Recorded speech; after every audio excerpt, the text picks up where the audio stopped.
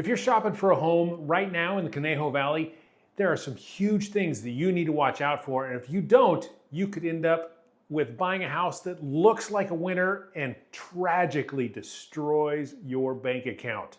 Hi, I'm Saul Carter. I'm a Conejo Valley Realtor, and I'm all about business sense, common sense, and being that uncommon realtor.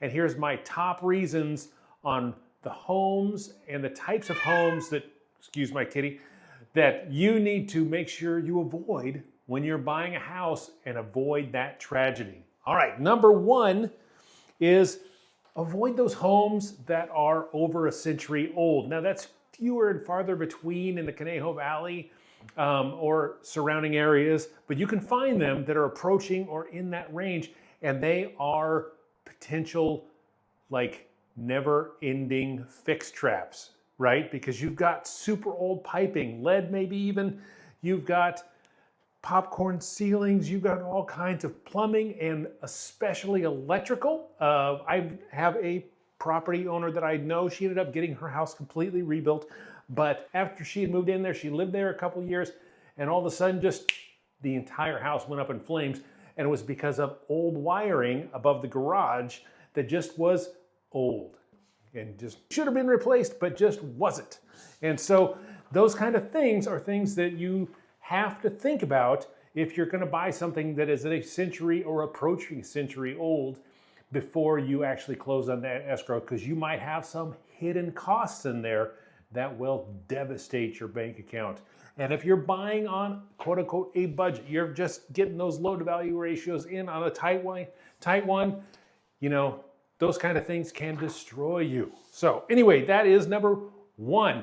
Number two is flood zones. Now, if you're in especially greater parts of the Ventura Valley or Ventura County, you're going to run into a couple places that are much more likely to be really severe flood zones.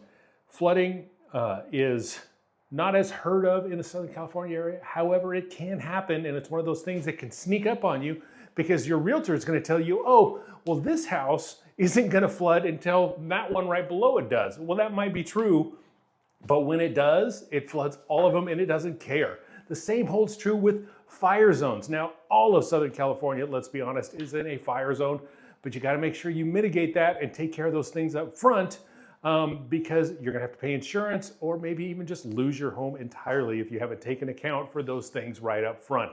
So now insurance should take care of a lot of that stuff, but those are things that end up being huge expenses that you aren't necessarily counting on, right?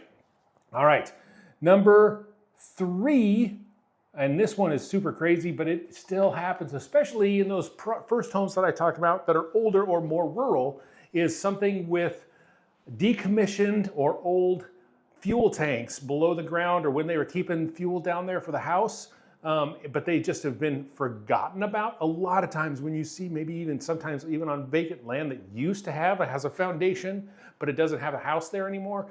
A lot of times there is decommissioned underground tanks that can have all kinds of environmental issues that can be, you know, $50,000, $100,000 to get fixed. And a lot of times you'll run into that, and as soon as the city or the county finds out about it, all of a sudden they'll be like, hey, you can't live on this property until you get that done. But if you can't get it done because you don't have an extra $100,000 laying around, you can't live in the property. So these are some things you need to think about and make sure that you account for and do inspections for and all that kind of stuff before you buy, especially rural or large lots or some of those other properties. Anything that has been maybe potentially in that near commercial or, you know, semi-commercial, maybe even, you know, agricultural land that has been used for that, but they've got a section that they're selling off. Need to be careful of those decommissioned tanks, things underground that you don't know about until you do, and then they become a huge problem, right? All right, number four, am I on? I don't know which number it is, but this one is one that affects everybody that is looking in that lower range or that lower, you know, kind of starter home range, and those are LLC owned flips. And the reason that I'm picking those specifically is people who own LLCs are typically really trying to maximize their profit. So they're just churning and burning. They're getting a house where they might have gone in there and they don't do things the way that you would as a homeowner because they know that they want to flip this thing in 30 days or less. So they're doing the minimums to make sure that it looks good enough to sell. You can tell these when they walk on. You don't even necessarily have to look at, the sales history of the property or anything like that. You can tell when you walk in because a lot of times a lot of the cabinetry in the kitchen is just a little bit off. A lot of times you'll see overspray on everything where they just came in with a big, huge hose and just sprayed the entire property inside with one color, right? Typically a nice bright white. Maybe sometimes they'll get a little crazy and put a little tint in there, but they just are churning and burning because they need to get in and out of that to make sure that it's not profitable, so that it is profitable, so they don't have any like extensive holding costs. And it's not owned by a single person that does all this or anything like that, but can turn into a problem for you because you might have things that don't necessarily show up in those initial inspections that show up later that you need to get fixed. And those things happen, mitigating things, whatnot, and you need to be careful of it. Number 5 is one of those things that I kind of should have included in the tanks one, but those are mitigated environmental hazard problems.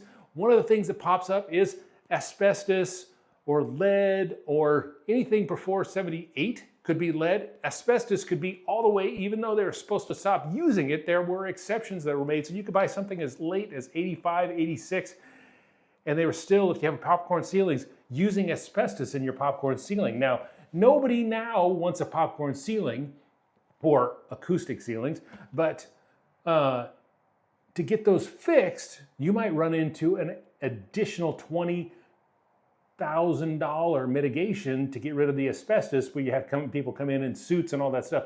Now, if it's untouched, you'll be fine, but if it's touched or it's peeling away in an area, you could actually cause yourself some really severe cancer issues if you don't get that taken care of. And we don't always have the money to take care of those things. So be careful of those little items that are, kind of outside of the box environmental risks, that asbestos, lead, whatever you might run into. You need to make sure you get that taken care of or just avoid the property altogether. Those are kind of a hidden cost. To be completely open, the house that I bought recently, about a year and a half ago, we were talking about how I know this.